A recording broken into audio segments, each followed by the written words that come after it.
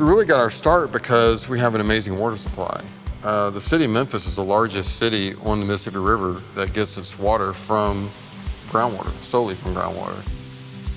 CSER is a multidisciplinary research center here on campus where we focus on water, we focus on mapping, we also focus on community development and neighborhood planning. Our role is to help communities provide high-quality drinking water to its citizens. And as a whole, that is what kind of started the Groundwater Institute as we became kind of the research arm. John's research is continuing the research we've been doing for the last 15 years on recharge, really kind of understanding the mechanics of how our groundwater is supplied or recharged, but also where. Part of my project is we're studying groundwater recharge processes to the Memphis Aquifer. An aquifer is any underground layer of rock or sediment that holds water.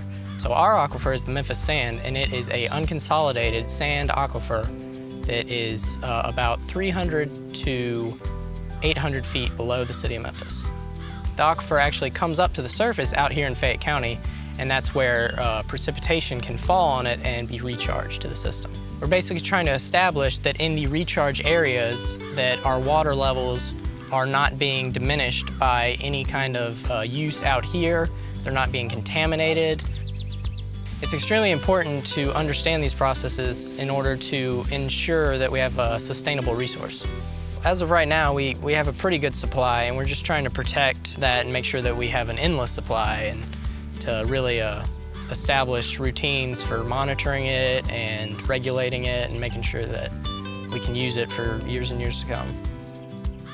The experiences provided by CSER and the University of Memphis are definitely a big plus for this kind of research.